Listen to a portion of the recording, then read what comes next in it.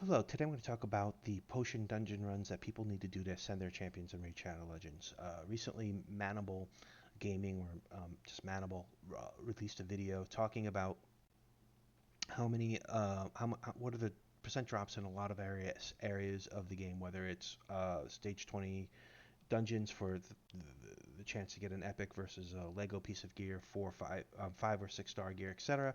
But one of the things that he also did was on the potion dungeon runs. What are the breakdowns of percentages of getting each different potion type, brews and shards.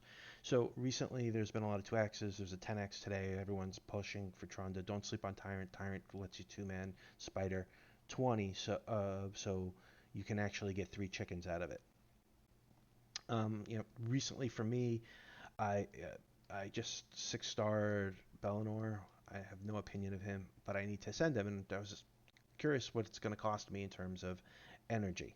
So by taking a look at the potion drops, and these are the percentages that we got from Manimal Gaming, who he got from some other group of people who've been farming this. I'm going to explain this really quickly.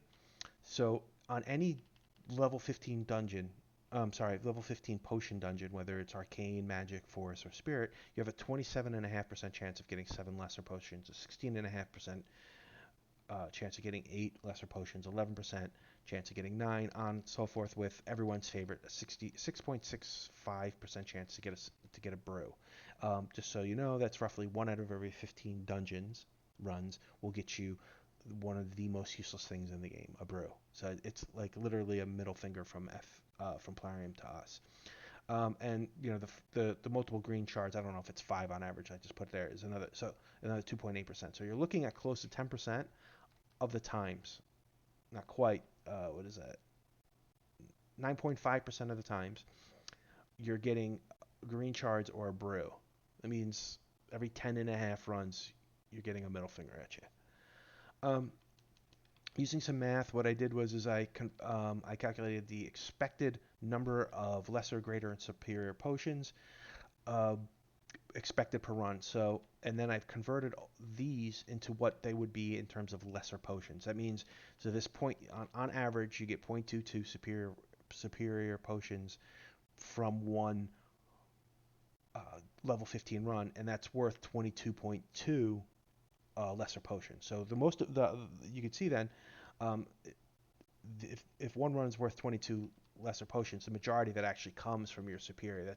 It magnifies the power of the fact that it manifests the power, not magnifies the power of one superior versus 10 lesser. It's it's just that much. So basically, the way to think about it is that you get roughly 32 lesser potions, or roughly on average 3 greater potions of per level 15 run.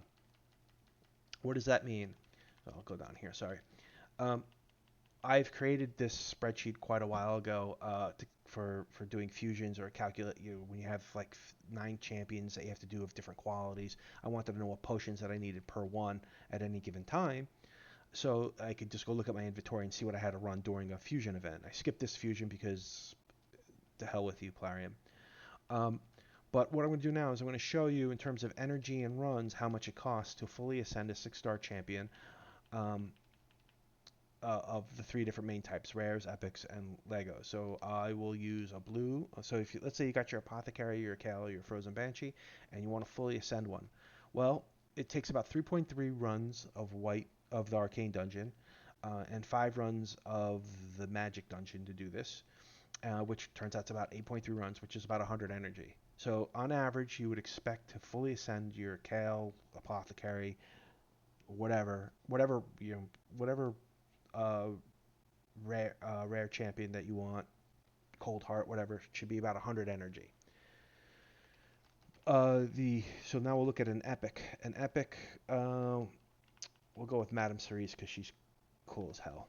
So a Madame Cerise takes about 20 white dungeon or arcane dungeon runs and about 37 void or 38 void dungeons, roughly translating to 700 energy. So that's actually big. That's about what you get energy in a day on a normal event, right? So you get 130 when you log in because you haven't, when you wake up. If you didn't do anything overnight, you get 2 potions, one for 5 enemies and 1 for time played. So that's 390 right there. Then you get, if you do your 5 whatever it is, you do enough events of the advance, you're at 520. And then yeah, that's kind of it, right? Is there another way of getting it? Think there's another way. I guess while you're doing this, you'll be gaining energy. So if you think of it that way, it's pretty close to a day's energy if you spend about 2 hours in the game, which is a long time for a mobile game. So that puts it in perspective. And for this, since everyone's going for Trunda, but like I said, don't sleep on Tyrant. Tyrant is absolutely a fantastic champion.